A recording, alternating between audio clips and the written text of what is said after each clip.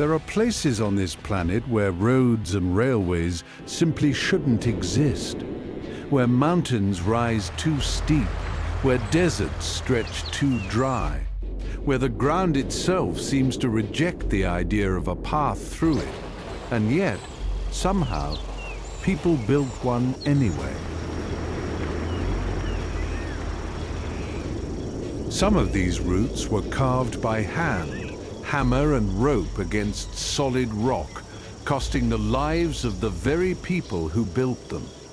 Others were born from war, from desperation, from a stubborn refusal to accept that a mountain, a jungle, or an ocean could win. What connects them isn't just danger, it's defiance.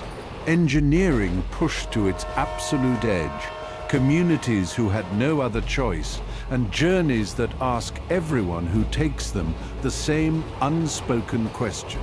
How far would you go if the only way home ran straight through the impossible? From cliffside trains suspended 1,000 meters in the air, to deserts crossed by trains nearly 3 kilometers long, to roads blasted through mountains by volunteers with nothing but hand tools and willpower, these are the places that perhaps should never exist. And yet here they are, still standing, still carrying people across the edges of what the world was ever supposed to allow.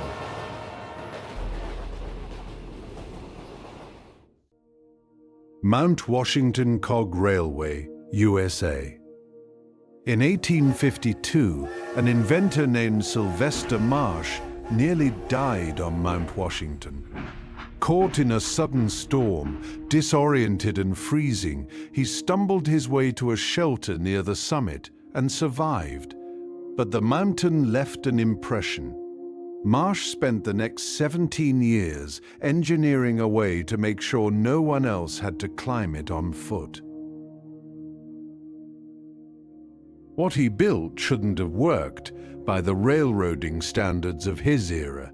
A typical steep grade for a train track sat around 3%. Marsh's railway averages over 25%, with one stretch, appropriately nicknamed Jacob's Ladder, climbing at a brutal 37%, meaning the train gains nearly 37 feet of height for every 100 feet it travels forward.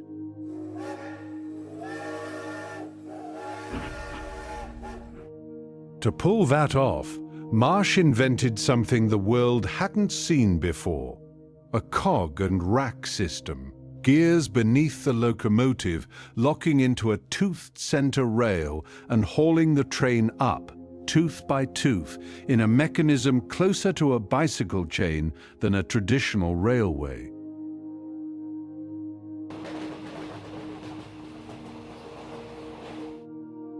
The mountain itself doesn't make it easy.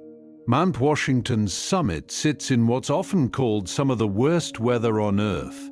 In 1934, observers there recorded a wind gust of 231 miles per hour, among the strongest ever measured outside a tornado or cyclone, and temperatures can plunge to nearly 50 below zero, even without factoring in the wind.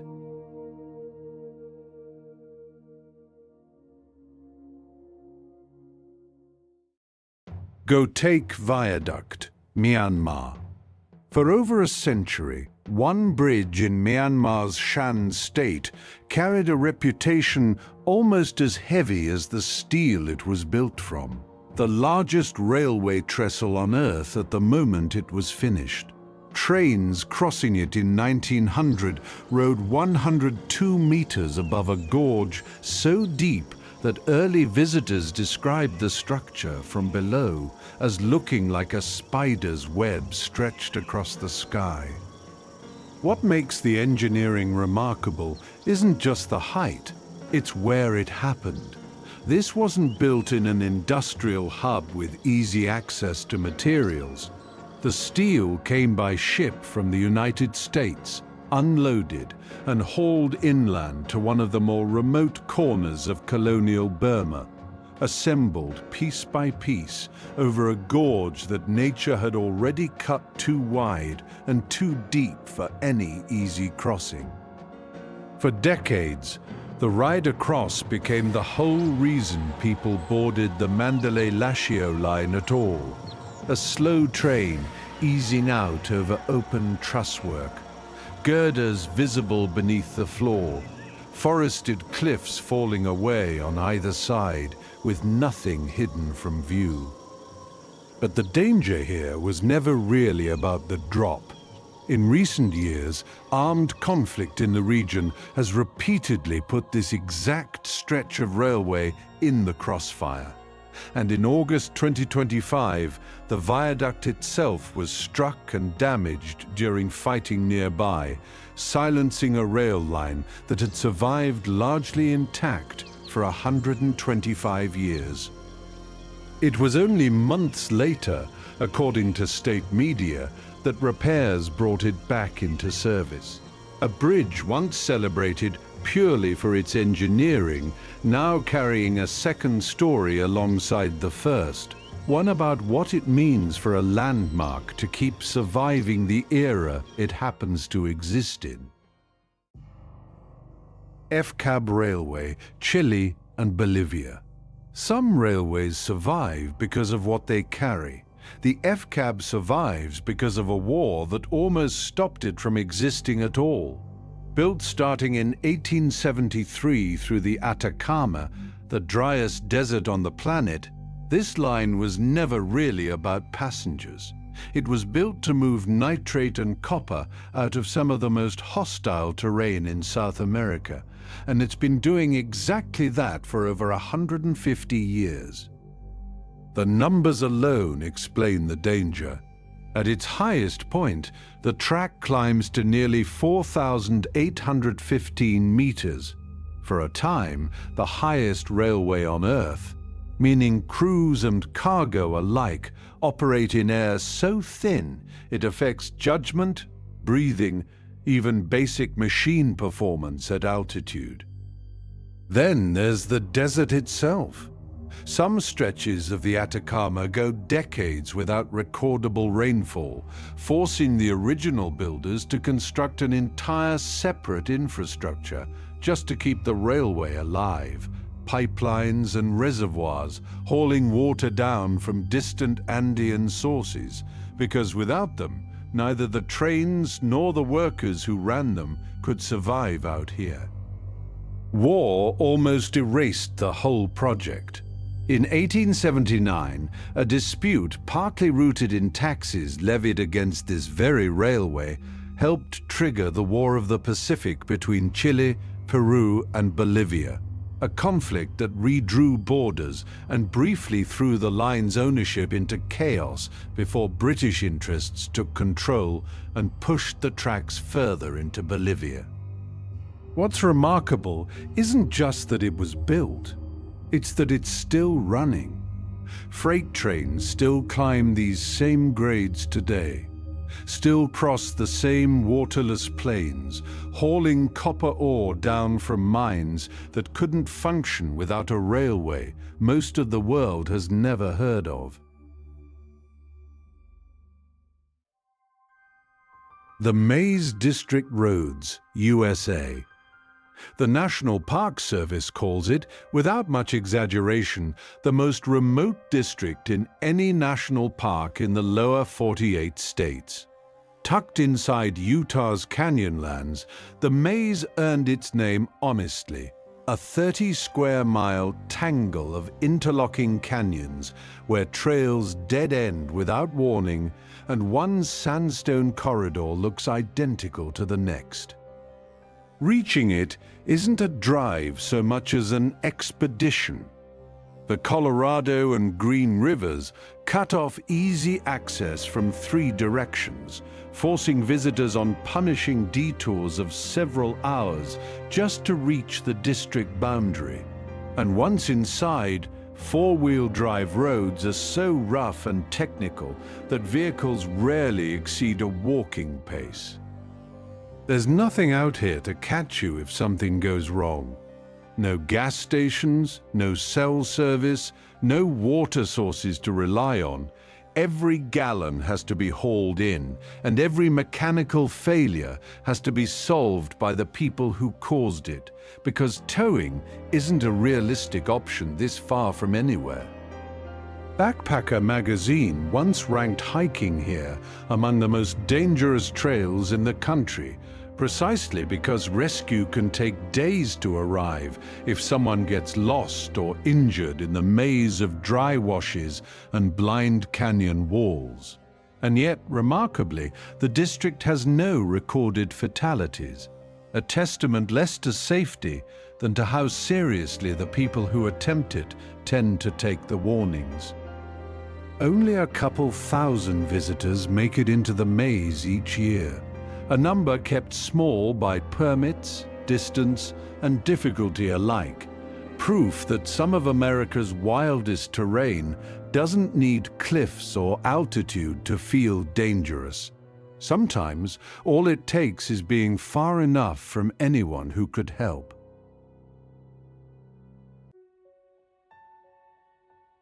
Cliffside train, Dajue Mountain, China.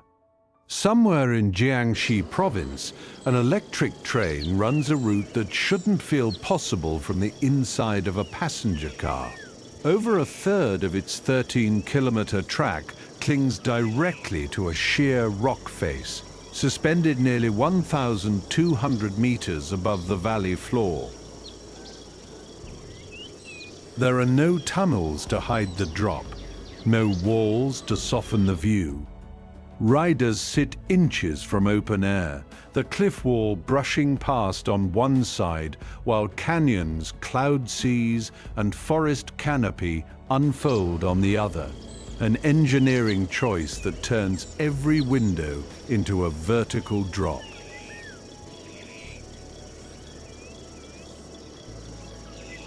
What makes it stranger is how new all of this is. The line only opened to the public recently, carved and bolted into a mountainside once known only to hikers willing to risk the climb on foot. Now a machine does what human legs used to earn the hard way.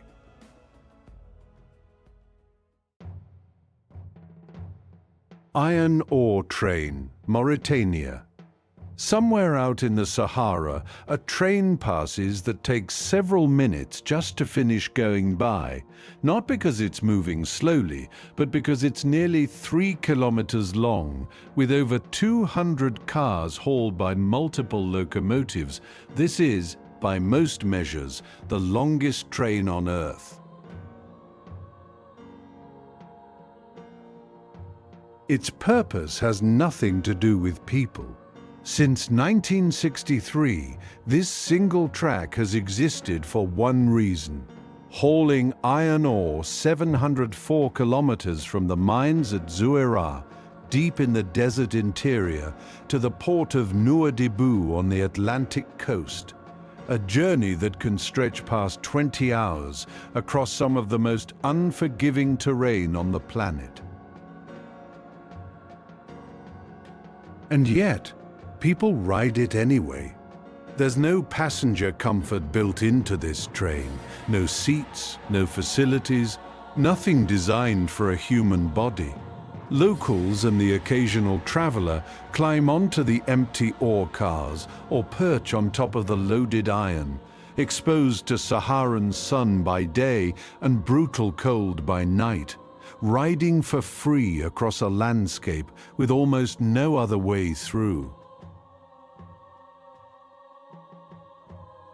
The desert itself is only part of the danger.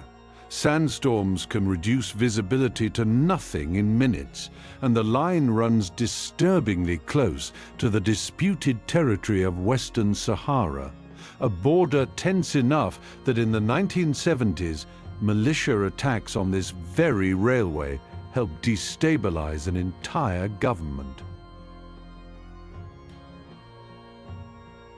Today, it still moves millions of tons of ore every year, threading past Tuam, one of the most remote train stations on the planet, little more than a waiting room in the sand, a reminder that this railway was never built to be safe or comfortable.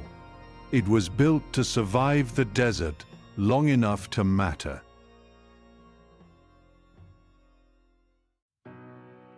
Peshawar-Ijtema Special Train, Bangladesh. Picture a train with no visible walls, just a moving mass of white cotton clothing, arms and prayer caps spilling out of every window, every doorway, every gap where a door used to be. This is what Bangladesh Railway calls, almost too calmly, the Ijtema Special. Twice a year, it becomes the most overloaded train on Earth. The occasion is Peshawar-Ijtema, the second largest Muslim gathering in the world after Hajj. Millions converge on the plains of Tongi outside Dhaka to pray together for days.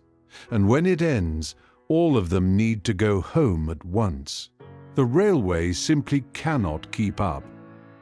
So people climb onto rooftops, onto couplers between carriages, onto ladders never designed to hold a human body in motion. Officials have counted over 15,000 passengers crammed onto trains built for a fraction of that number. Some estimates push the real figure even higher, because nobody can count what's clinging to the roof at 40 kilometers an hour.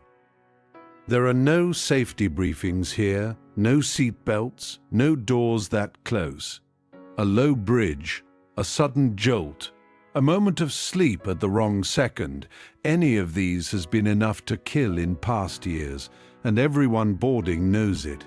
They climb on anyway. What's strange isn't the danger, it's the calm inside it. Men pass water bottles hand over hand along the roofline. Strangers grip each other's wrists at curves. There's an unspoken choreography to surviving this ride, refined by pilgrims who've done it before and warned the ones who haven't. For a few hours, this train isn't really transportation. It's an act of faith moving at speed, proof that for enough people, together, even an impossible ride becomes just another part of the journey home. The Death Railway, Thailand and Myanmar. Some roads are dangerous because of the terrain. This one is dangerous because of what it cost to build it. The Thailand-Burma Railway, 415 kilometers of track, cutting through jungle and mountain, was constructed in just over a year, a feat that should have taken 5, compressed into 1 by the desperation of war. It was 1943. The Japanese military needed a supply line to Burma that avoided vulnerable sea routes, and they had an answer for the labor shortage: prisoners of war, alongside hundreds of thousands of conscripted laborers from across Southeast Asia.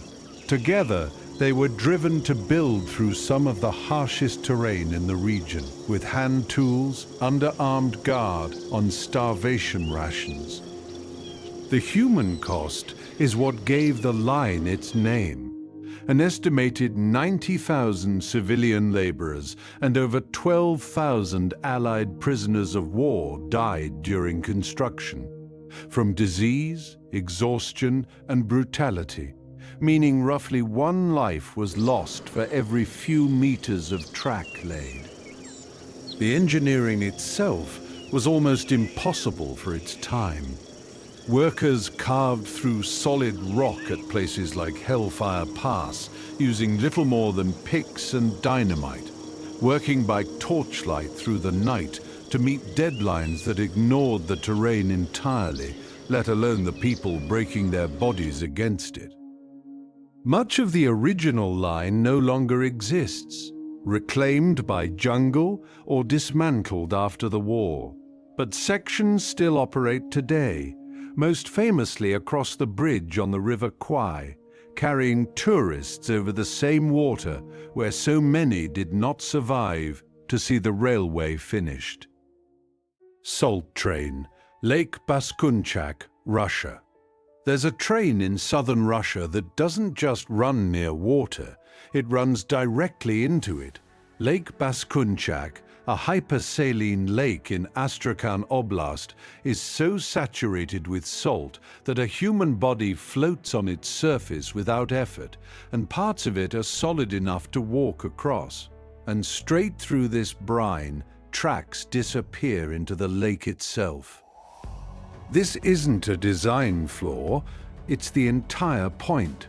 The railway here dates back to the 1880s, built specifically to haul out one of Russia's most important salt reserves, a deposit so pure, over 99% sodium chloride, that it once supplied a quarter or more of the country's entire salt production. But hauling salt out of a hypersaline lake means putting steel where steel doesn't belong. Locomotives and rail cars here are constantly corroded by the brine, wheels and undercarriages caked white, machinery eaten away by the very mineral it exists to collect. A slow, relentless war between metal and salt that never really ends. Watching it happen looks almost unreal. A train gliding across what appears to be solid white ground, kicking up crystallized salt instead of dust. Harvesting equipment dragging behind to stir loose the crop growing beneath the surface. It's not a railway built to defy gravity or hug a cliff. It's one built to survive an environment actively trying to dissolve it, proving that sometimes the most hostile place for a train isn't the mountain above, but the ground it's rolling straight through. Landwasser Viaduct, Switzerland. There's a moment on the Albula line, deep in the Swiss Alps, where the track curves through open air, 6 limestone arches carrying it 65 meters above a river gorge. And then, without any visible seam, the train simply vanishes straight into solid rock. That transition wasn't an accident of geography. It was the entire design problem. Engineer Alexander Akatos had to figure out how to connect a tunnel bored through a sheer cliff face directly onto a curved bridge, with the train never changing gradient between stone and open sky, a level of precision that left almost no room for error in either direction. What makes the construction remarkable is how little the builders had to work with. In 1901, with nothing but 2 cranes and no scaffolding across the gorge, workers raised the viaduct's 6 arches from the valley floor and finished the entire structure in roughly 13 months, an almost impossible pace for stonework this exposed. The valley below isn't gentle either.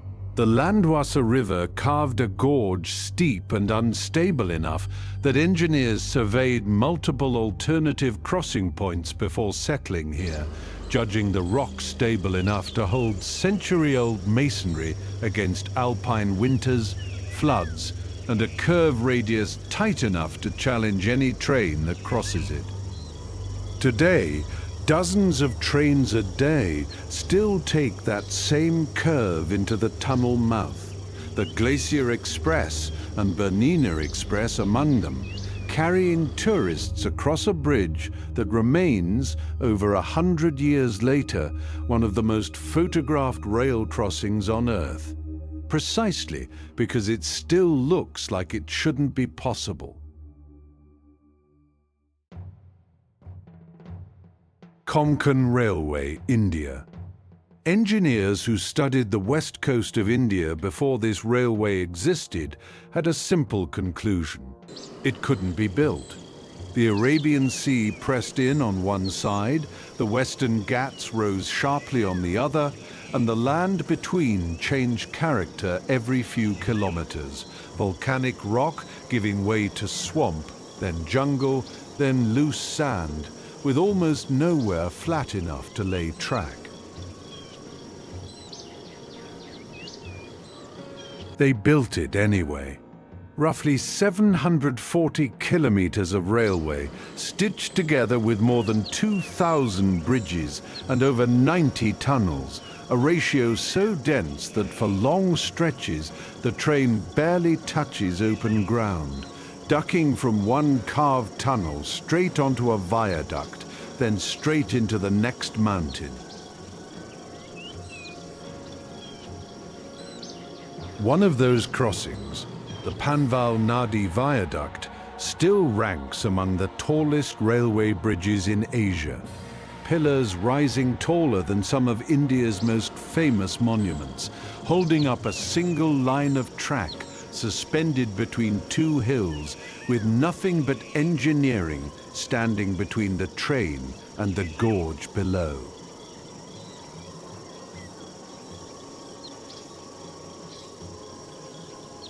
Monsoon season is when the railway's real character shows. The same Western Ghats that make the scenery so dramatic also make it dangerous. Torrential rain has triggered landslides and tunnel cave-ins during both construction and operation, forcing speed restrictions and extra safety patrols that now return every single year without fail.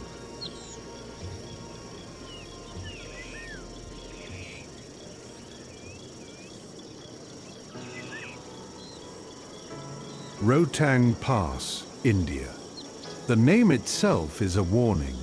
In the local dialect, Rohtang translates roughly to pile of corpses, a name earned over centuries by travelers who tried to cross this Himalayan pass and didn't survive the attempt. At nearly 3,980 meters, Rohtang sits high enough in the Pir Panjal range that weather here doesn't follow any predictable script. Blizzards can appear within minutes on a clear day, and the pass has recorded average annual snowfall of over 20 feet, with one year burying it under more than 50, closing the only road between the Kulu Valley and the remote Lahaul Spiti region for up to 6 months at a stretch. For decades, that closure meant real isolation. Entire communities on the far side of the pass were cut off from hospitals, markets, and reinforcements every winter. Not an inconvenience, but a genuine crisis for anyone who got sick, injured, or simply needed supplies during the months snow made the mountain impassable.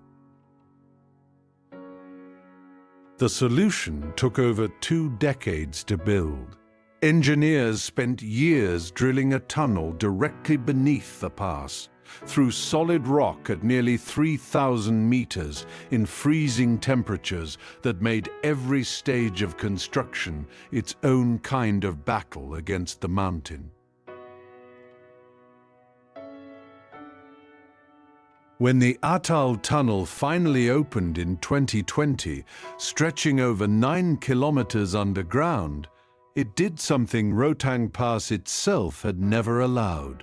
It made the crossing possible in every season, cutting travel time by hours, and finally offering the region something it had waited generations for, a road that the mountain couldn't shut down.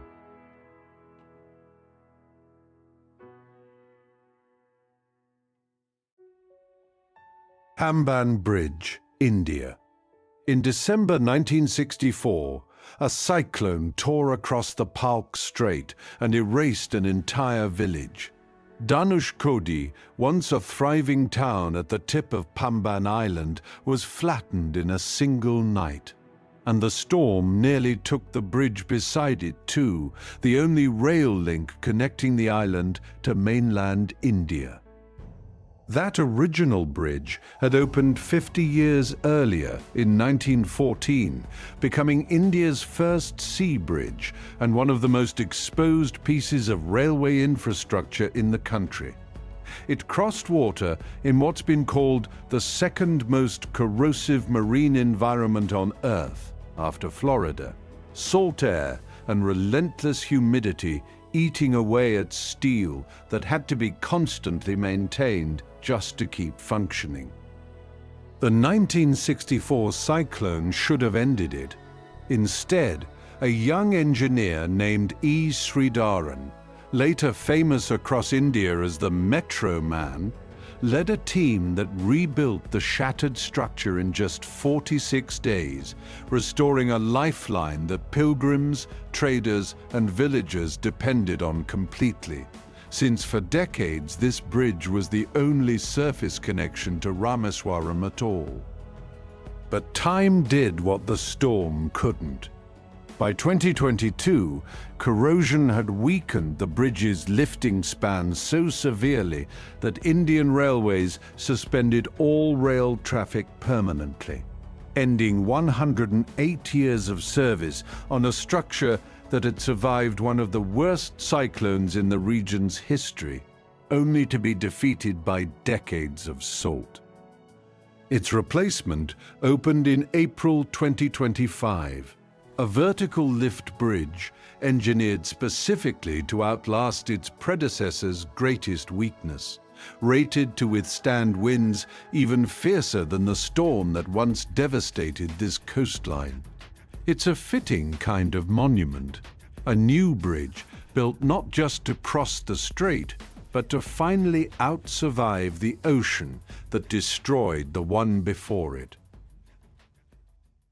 North Coast Road, Mauritius. Mauritius sells itself on postcard beaches, and for most of this island's coastal roads, that's exactly what you get. Turquoise water on one side, palm-lined shoreline on the other. But the roads hugging the island's rockier northern and western coastline tell a different story once the weather turns. These routes were never built as highways in the modern sense. Narrow, winding, and bordered by steep ditches, with lighting that thins out fast once you leave the resort towns behind.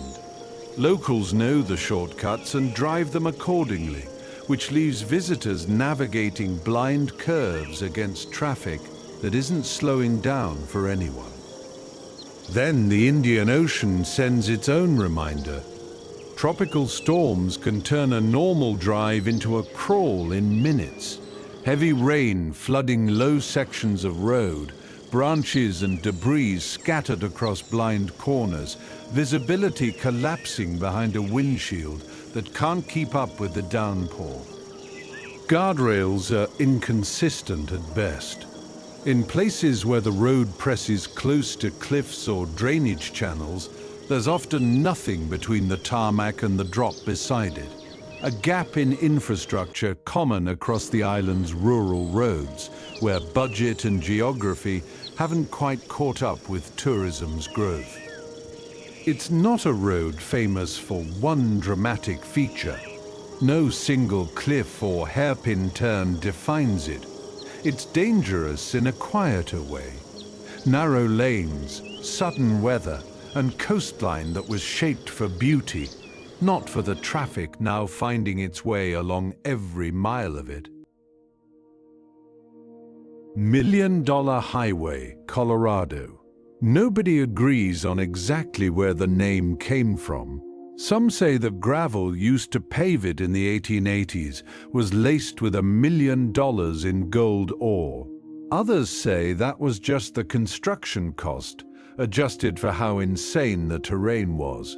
Either way, the name stuck to a road that's earned a darker nickname since. Locals call parts of it the Highway of Hell. It began in 1883 when entrepreneur Otto Mears was hired to blast a toll road out of the San Juan Mountains, connecting miners in Ure to the ore-rich slopes near Silverton. There was no gentle way through. The route had to be carved directly into cliff faces above the Uncompahgre Gorge, hairpin by hairpin, with the mountain itself dictating every curve.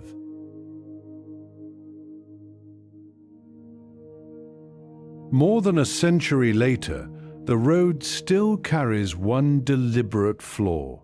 In long stretches, there are no guardrails at all. It's not an oversight. Engineers left them out on purpose, because with 300 inches of snow falling on these peaks every winter, plow drivers need somewhere to push it.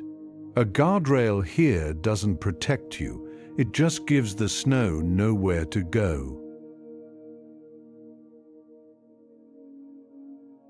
That decision has consequences.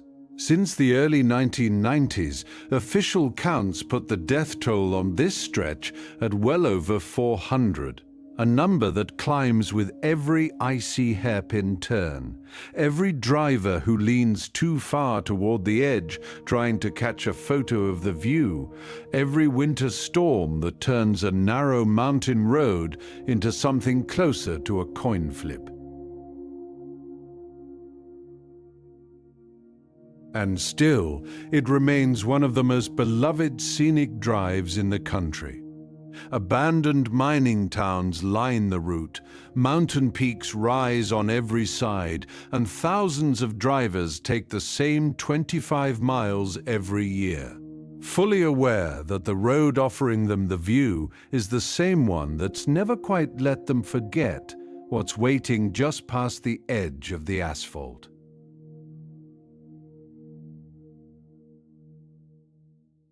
Mala Rijeka Viaduct, Montenegro.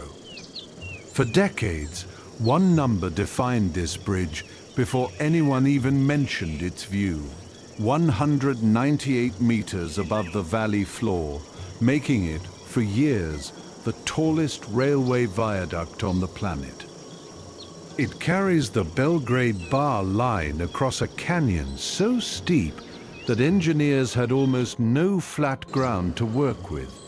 Support piers rising like stilts from the valley below, holding up a single track that seems to float above the Montenegrin mountains rather than cross them. Built during the Yugoslav era in the 1970s, the line itself was considered one of communist Europe's great engineering achievements. Tunnels, bridges and viaducts stitched together to connect landlocked Belgrade to the Adriatic coast through terrain that resisted every meter of track. Today, trains still cross slowly, deliberately, giving passengers a long, uninterrupted look straight down, a reminder that this railway wasn't built to be comfortable. It was built to prove that even the harshest mountains in the Balkans could be made to carry a train. Ma Pileng Pass, Vietnam. Somewhere in the northernmost reaches of Vietnam, a road carries a name that sounds almost like an apology for how it was built. Locals call it Happiness Road. But the happiness came at a cost that took years and lives to pay.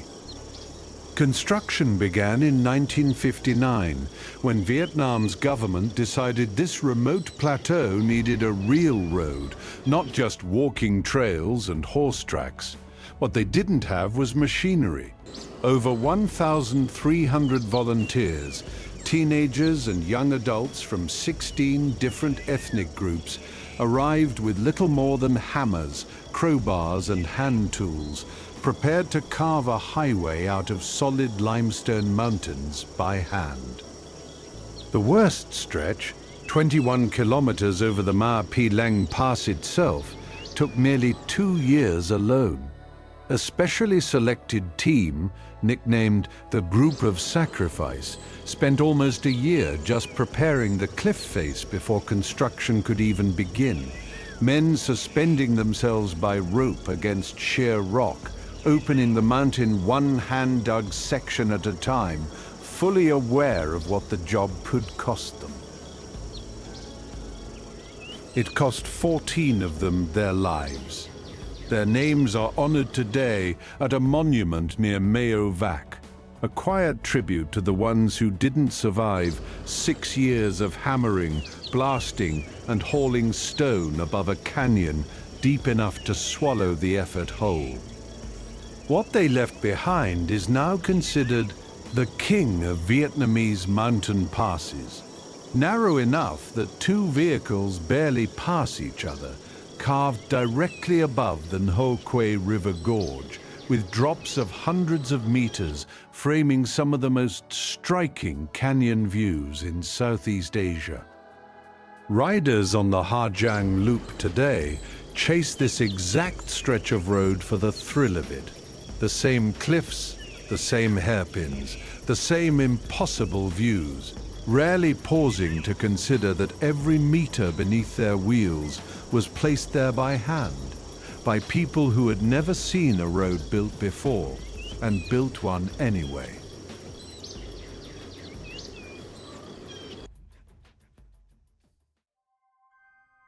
Lysebotn Road, Norway.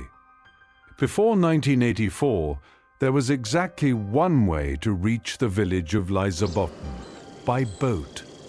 Tucked at the end of Lysefjord, surrounded by sheer mountain walls, this small community had no road connection to the rest of Norway at all, until engineers building a hydroelectric power station accidentally solved a problem nobody had asked them to fix. What they built wasn't meant for tourists. It was a service road for the Choden power plant, and it shows.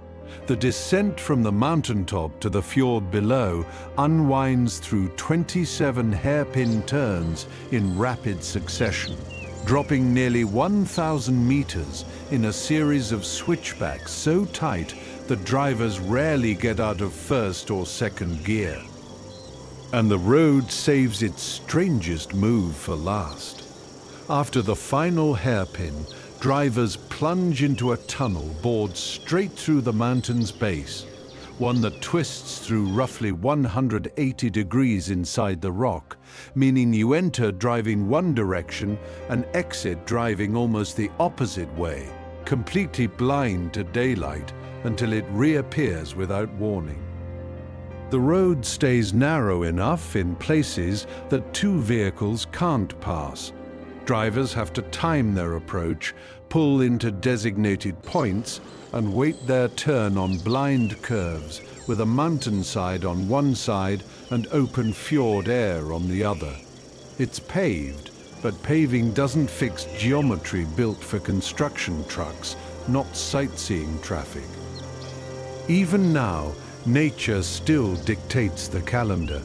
Snow and ice close the road for roughly half the year, meaning Lysebotn only opens to overland traffic for a handful of months.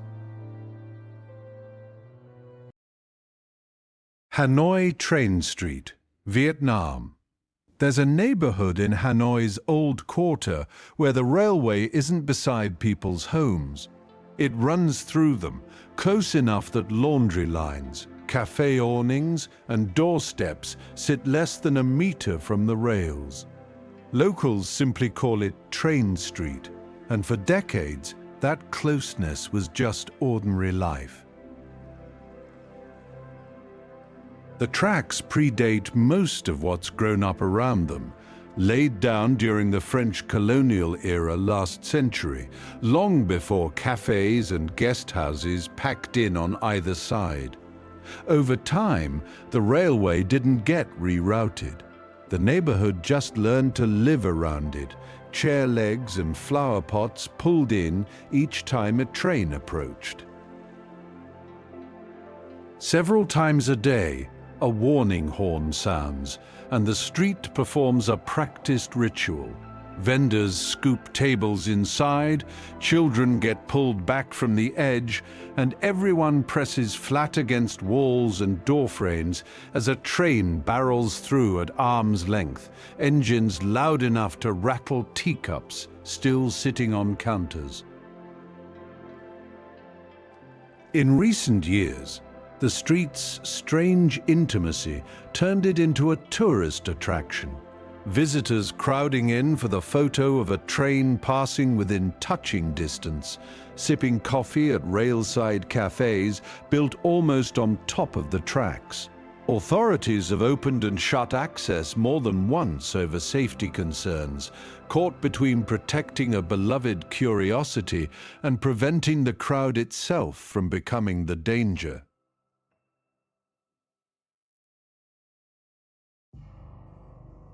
Gormagrat Railway, Switzerland. At the base sits Zermatt, a car-free alpine village at just over 1,600 meters. At the top, barely 30 minutes later, sits the highest open-air railway station in Europe, perched at 3,089 meters, closer to the peak of the Matterhorn than to the valley floor most passengers started from that same morning. What makes this climb possible shouldn't have been possible in 1898. Engineers needed a way to drag a train up gradients no ordinary track could handle, so they built into the rails themselves a toothed rack system that a matching gear on the train locks into, letting it claw up slopes steep enough to send a conventional locomotive sliding backward.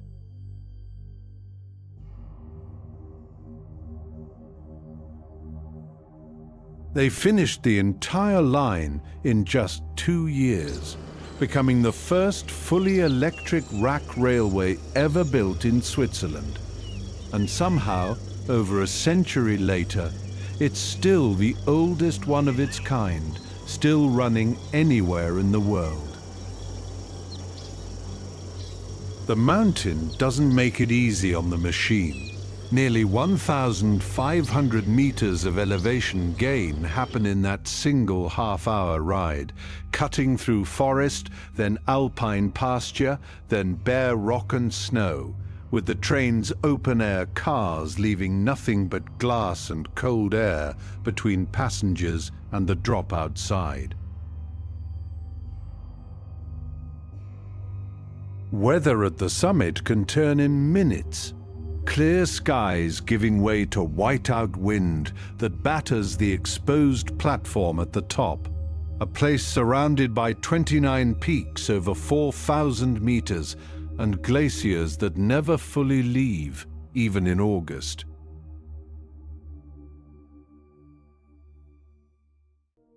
Georgian Military Highway, Georgia and Russia. Long before it carried cars, this route carried empires. The Georgian Military Highway follows a path through the Caucasus Mountains that's been used for roughly 2,000 years. Roman legions, Persian armies, and Russian imperial forces all moved through this same corridor between Europe and Asia, long before anyone paved a single meter of it.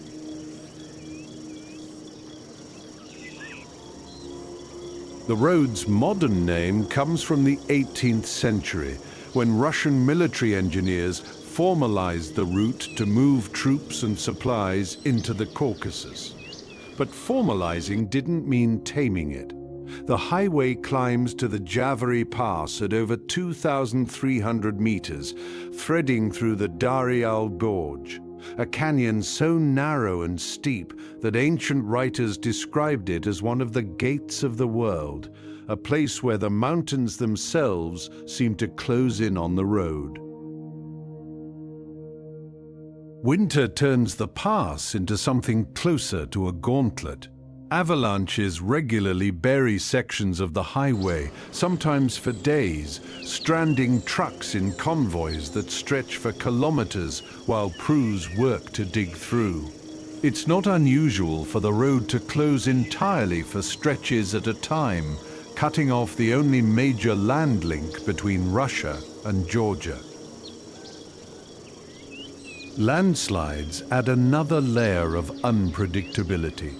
The geology here is unstable enough that entire sections of road have been swept away and rebuilt more than once, and drivers still navigate blind curves along cliffs with rock walls on one side and long drops into the Terek River Gorge on the other. Coquihalla Highway, Canada. Truckers in British Columbia have a name for this stretch of asphalt that tells you everything before you even see it: the cock. It's short for Coquihalla, but say it out loud on a CB radio in a snowstorm and it sounds more like a warning than a highway number. The road climbs through the Coast Mountains and Cascade Range at elevations over 1,200 meters, cutting through terrain so exposed to weather that it earned its reputation almost the moment it opened in 1986. Locals still call the stretch through the Coquihalla summit Snow Alley for a reason. Winter here doesn't ease in gradually. Storms can dump over a meter of snow in a single day, and whiteout conditions have a habit of appearing with almost no warning between 1 kilometer marker and the next. Visibility can drop from clear skies to near zero in the time it takes to finish a sentence. Then there's the wind. Gusts funnel violently through the mountain passes, strong enough to push semi-trucks sideways across lanes, which is exactly why so many accidents here involve jackknifed trailers scattered across the highway like discarded matchsticks. Avalanche crews work this corridor constantly, using controlled explosions to bring snow down before it can bury the road on its own terms.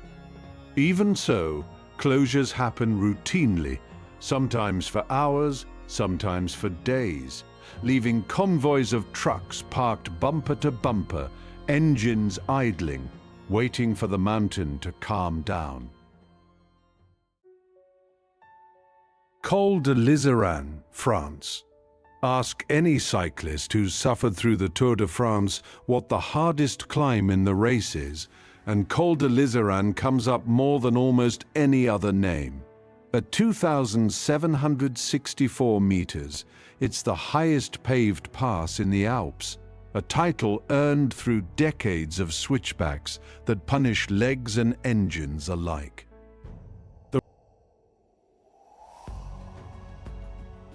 The road spirals up through the Vanoise National Park in a series of turns so relentless that drivers often lose count of them entirely. Sheer drops line one side for kilometers at a stretch, with nothing but low stone walls, sometimes not even that, standing between the tarmac and the valley floor far below. Snow owns this pass for most of the year. It typically only opens from June through September, and even then, sudden storms can bury the road in hours, stranding cars mid-climb until crews can dig them out. Yet every summer, cyclists still come by the thousands, chasing the same brutal gradient that's broken professional riders on television. For them, reaching the summit isn't just finishing a climb, it's earning a piece of cycling folklore, one aching pedal stroke at a time. Changla Pass, India.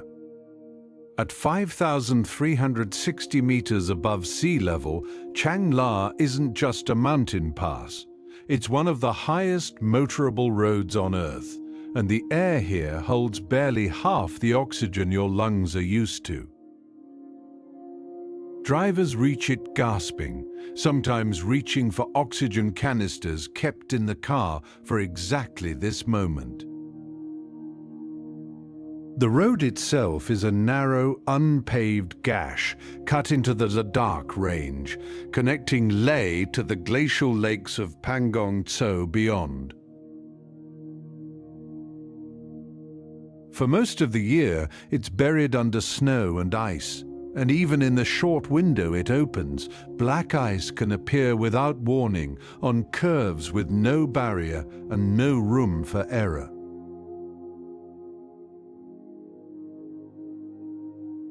Altitude sickness here isn't a rare complication. It's the default risk. Headaches, nausea, and disorientation hit even fit travelers within minutes of stepping out of the vehicle, which is why the Indian Army, who maintain the pass, keep a small medical post at the summit, treating stranded travelers who pushed a little too far, a little too fast.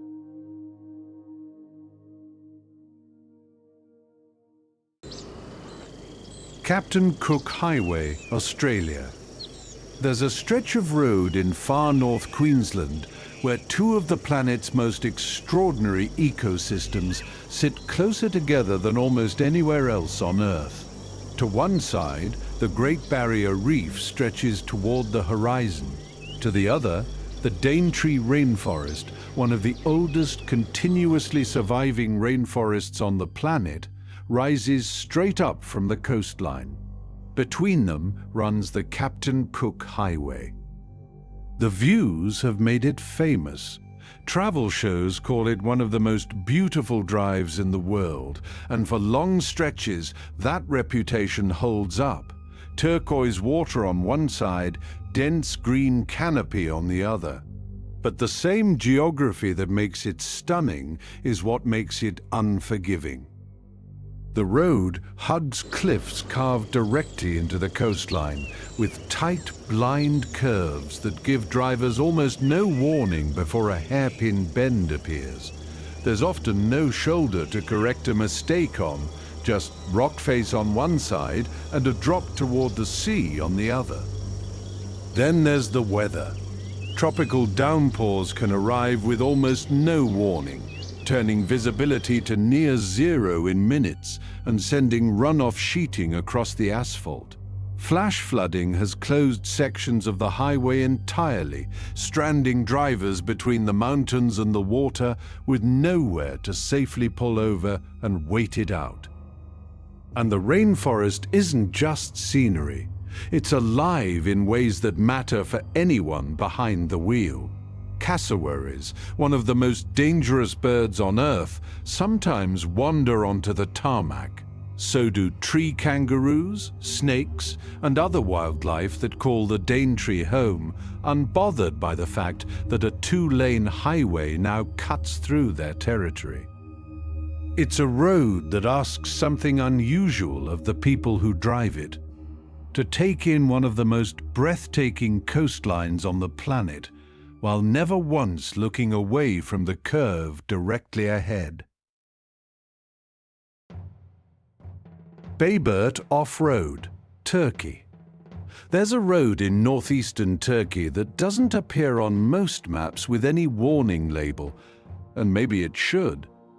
Carved into the Kachgar and Soğanlı mountain ranges near Bayburt, it climbs through some of the steepest, most unstable terrain in the country. A narrow ribbon of gravel and loose rock clinging to cliffs that drop hundreds of meters without so much as a guardrail to interrupt the fall.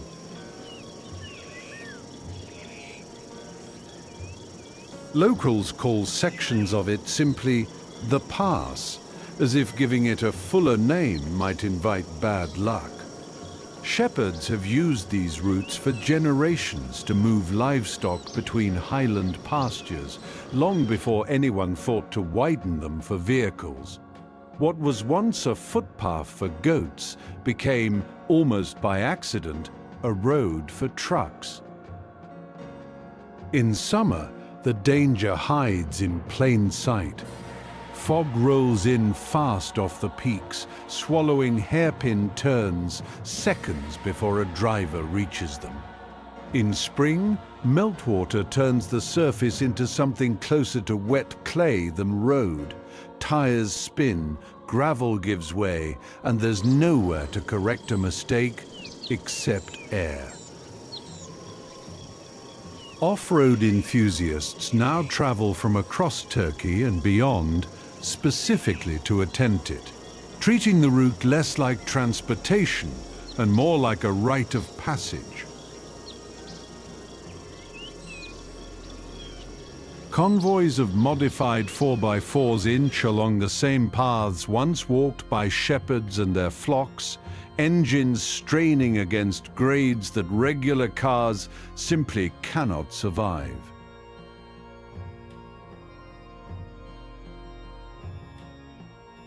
And yet, for the villages scattered along its length, this isn't extreme sport.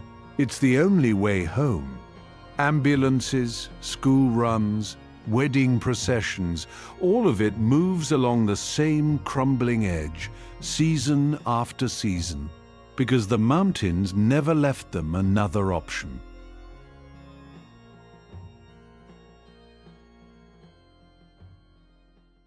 From salt lakes in Russia to cliffs in the Sahara, from hand-carved passes in Vietnam to bridges that outlasted the storms meant to destroy them, these roads and railways were never just routes from one place to another.